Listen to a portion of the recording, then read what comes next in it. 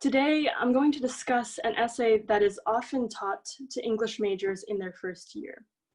It's a text about conforming to tradition that has ironically served to assert one individual's own outsized influence on how we think about the literary canon. I'm talking, of course, about the essay Tradition and the Individual Talent by T.S. Eliot, whom you can see here in all of his late glory. To situate this essay among some of Eliot's other notable works, we can see that it was published early in his career, after the famous love song of J. Alfred Prufrock, and shortly before the publication of The Wasteland. I'll bet that for many of us in this room today, the first half of Eliot's career contains most of his greatest hits. It's also notable that most of these poems here before that line that I've indicated are his darkest poems. This line midway between The Hollow Men, published in 1925, and Ash Wednesday, published in 1930, is the point of his conversion to Anglo-Catholicism in the year 1927.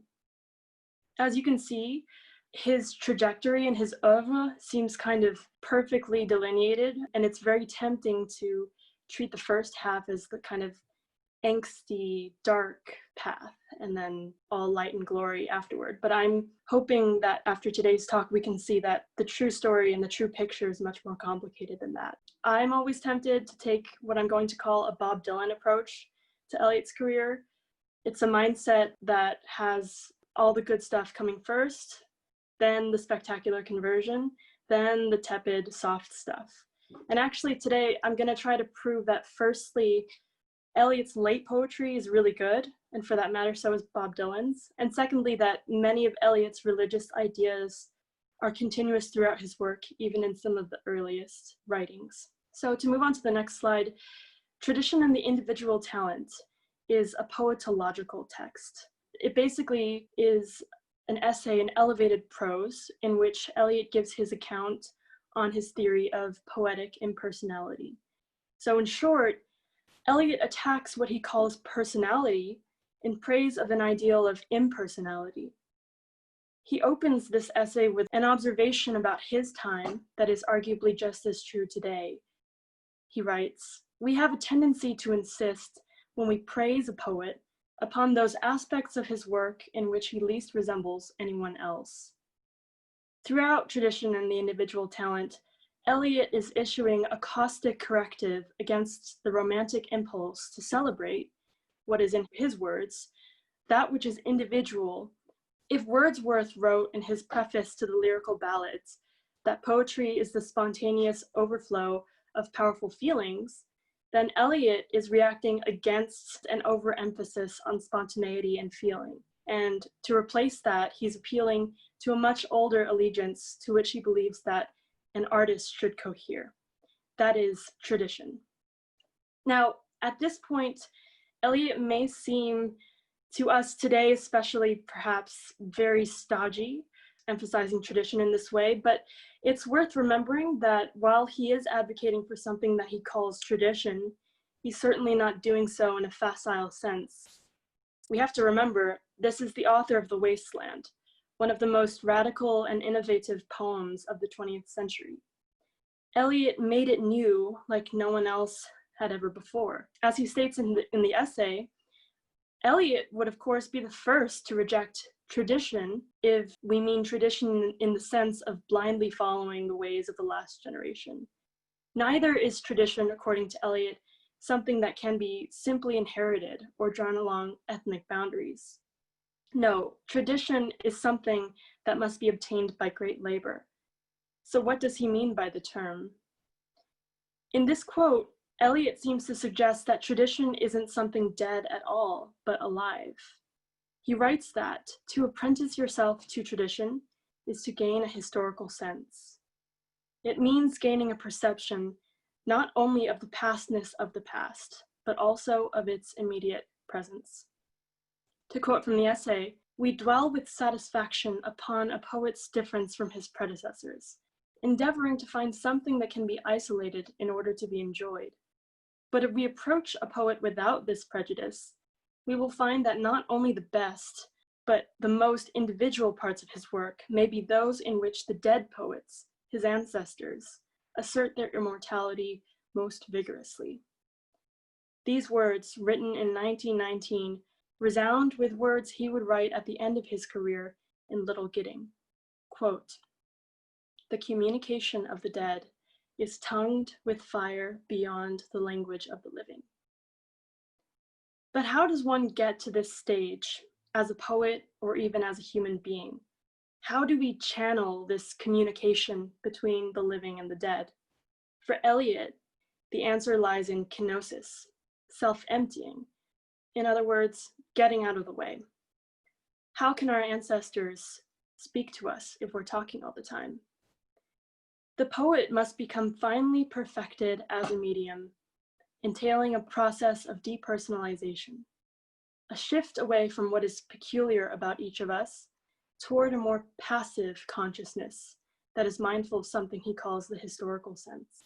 In this move, Eliot immediately begins to resonate with the discourse surrounding the mystical emphasis on the transcendence of self that is common to so many of the great world religions.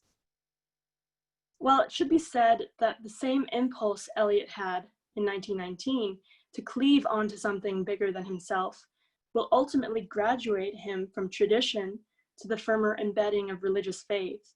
As of this year, 1919, he writes that his essay halts at the frontier of metaphysics or mysticism, confining itself, surely, to the realm of aesthetics. At this early stage of his career, the religious stakes of his poetical thinking are not yet explicit, though they will later emerge in full form, especially in Four Quartets. Eliot's early notions about poetic impersonality predict the outright mysticism of his life's culminating poem. His own words reflect his progression as a writer in Pilgrim best, repeated throughout East Coker. "In my beginning is my end."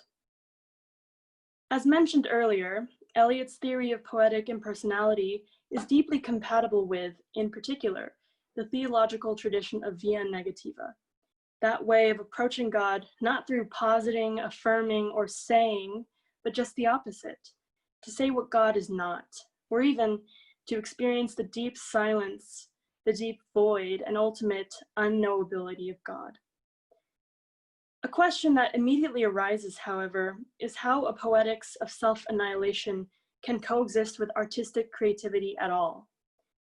Looking to the same tradition of negative theology, however, perhaps a solution arises. Perhaps the tensions inherent within negation and affirmation are resolved in their interaction with each other. So what we have here on the screen is basically a very rough schematic that I've sketched out just to give people a sense of these terms. On the leftmost column, you can see it's about affirmation, it's about cataphasis, it's about the personality, what is individual. And on the other hand, we seem to find the diametric opposites of each of these categories. So Eliot puts depersonalization as the opposite of personality and seems to suggest that tradition is the cure to the individual. And I've also placed at the very end, perhaps there's a link between two words that sound very similar, what is aesthetic and what is ascetic. I hope, though, that by the end of this talk, we can see that self-annihilation and creativity are falsely opposed. Instead, what if these two forces are actually engaged in a dialectical relationship? And finally, what if the friction that these forces produce is actually generative of poetry and of life? Upon first glance, an emphasis on impersonality does seem a bit antithetical to poetic creation, but as Eliot works out in his grand essay, impersonality is shown to be, in his opinion, the mark of the mature poet whose mind is a more finely perfected medium in which special or very varied feelings are at liberty to enter into new combinations. To bring in for just a moment another thinker whose writings happily make no such commitment to halting before the doors of mysticism and metaphysics, Simone Weil's writings in Gravity and Grace share Eliot's strong insistence against personality and for a vision of impersonality. As an example, Eliot's weariedness of unbridled personal emotion maps neatly onto Weil's ideas about imagination and void. In her philosophy, the popular connotations of imagination and void switch valences completely. The imagination, which can normally be thought of in our culture as positive and generative, is revealed as a liar. Conversely, the void, which we might normally think of as negative and as something to be avoided, is revealed actually as the precious liminal space in which God might be encountered. To use terminology from negative theology, they holds that the imagination is positive in that it posits or affirms content in an act of cataphasis, and that the void is negative in that it negates or denies content. She writes, "The imagination is continually at work in us, filling up all the fissures through which grace might pass." In other words, the imagination is counterintuitive for divine encounter. It is simply too predeterministic. Grace, according to they, only descends where there is a void to receive it. Read from a certain light, both they and Eliot seem to totally demonize the imagination. So how can artistic creation survive amid such overwhelming censures against it? I think the key here is to understand first that Eliot's demand for artists to, in his words, conform or cohere is not exactly to be taken literally. No, poetry written in the 20th century cannot conform to standards proper to the 16th. This would be artificial and composed of the very reality-denying imagination that Eliot and Vey so detested. For as much as Eliot admired and was inspired by the cantos of Dante and the plays of Shakespeare, he fully inhabited his moment, and he cannot be said to have shied from it within the carapace of tradition or religion, despite what his detractors say. Eliot remarked that in the context of the great variety and complexity that characterized and continues to characterize our time, the modern poet can only respond with various and complex results, hence the Wasteland.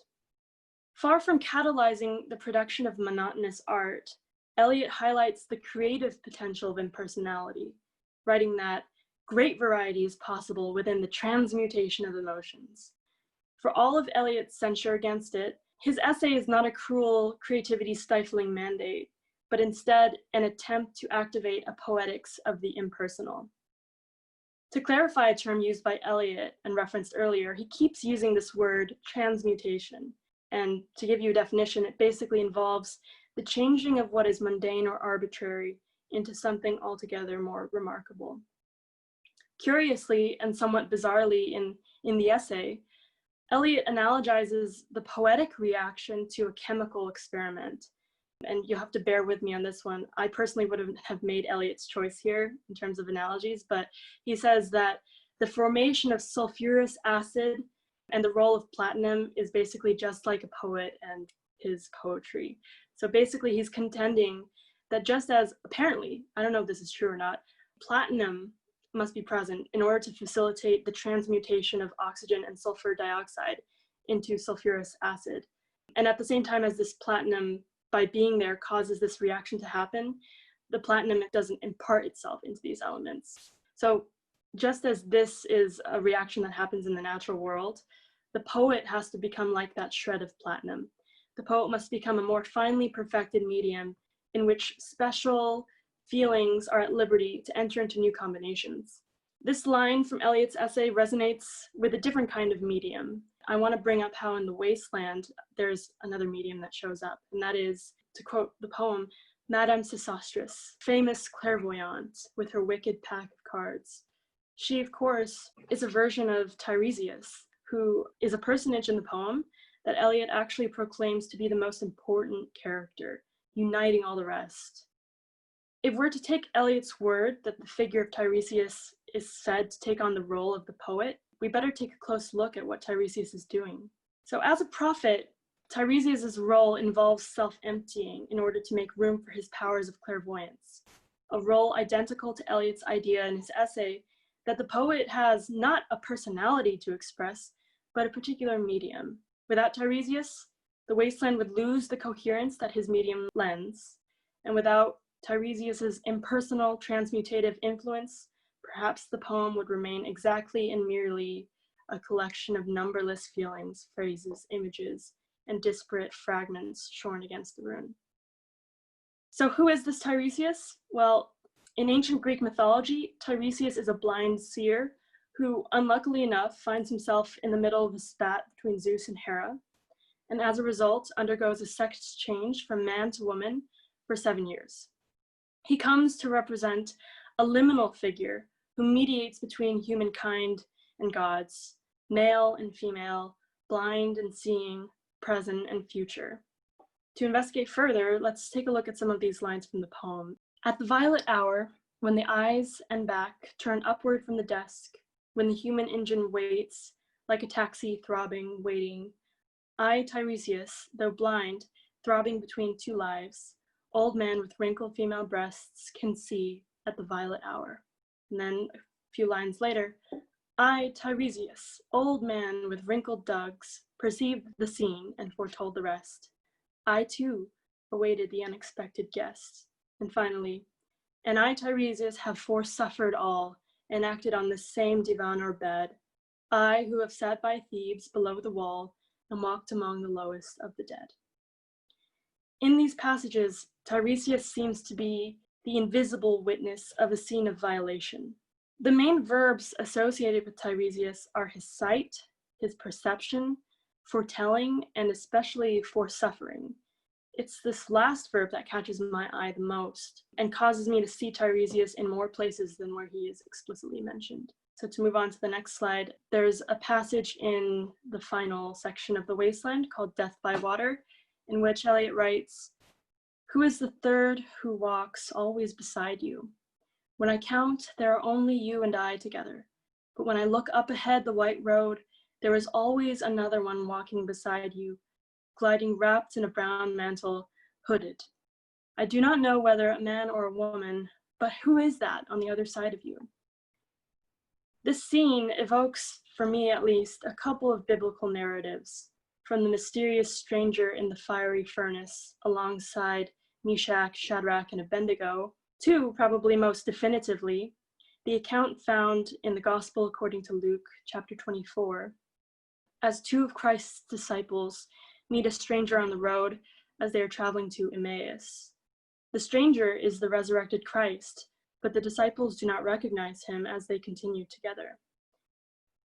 Certain lines from a different Eliot poem called Preludes come to mind as well. I'll read them. I am moved by fancies that are curled around these images and cling, the notion of some infinitely gentle, infinitely suffering thing. The image you see on this slide is a 17th century painting of St. Francis in meditation. It came to my mind immediately after I read about the brown mantle, hooded, but I think that this connection is not completely pulled out of the ether. There's a sense that this figure that is unknown and in a way invisible, androgynous, it's almost like Tiresias is morphing into a form of Christ, or into a form of a God that is always with us, and not only with us, but also suffering and alongside us as we suffer.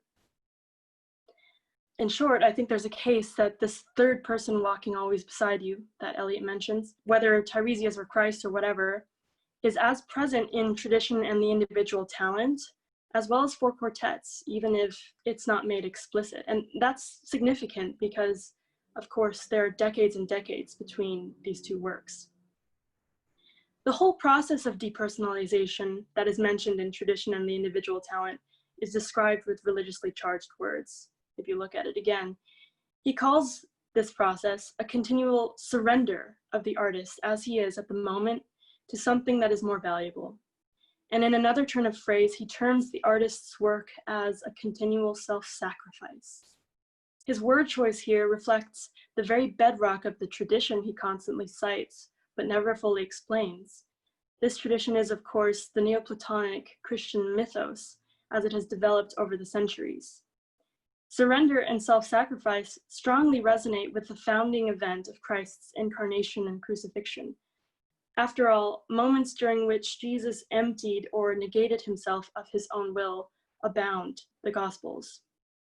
To use Eliot's framework in tradition and the individual talent, we may say that Christ depersonalized himself in order to become entirely receptive to the will of God the Father. While Eliot's essay alludes to the kenotic or self-emptying impulse of Christ, he still says that he halts at the frontier of what this depersonalization could mean on a metaphysical plane.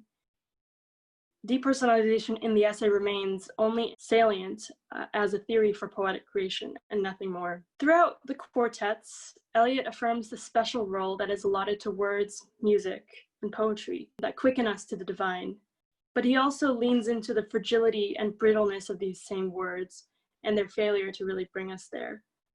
So to read aloud some verses, words move, music moves only in time, but that which is only living can only die.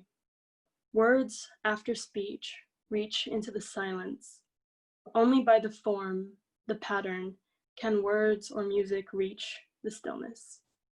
So we can notice here that it seems both words and music have a very privileged role to play in hearkening us toward a moment where divine intercession is possible. But just a couple stanzas later, we hear him say, words strain, crack, and sometimes break, under the burden, under the tension, slip, slide, perish, decay with imprecision, will not stay in place, will not stay still. Shrieking voices, scolding, mocking, or merely chanting always assail them. The word in the desert is most attacked by voices of temptation, the crying shadow in the funeral dance, the loud lament of the disconsolate chimera. I think that what we can notice here is that the difference between Eliot's end and Eliot's beginning is thin. And even though by 1919, Eliot has not yet made explicit the religious matrix of his theory, it's already there in a very subtle way. Toward the end of this essay, he leaves a quotation from Aristotle's treatise De Anima, on the soul, untranslated from the ancient Greek, thereby obscuring its significance.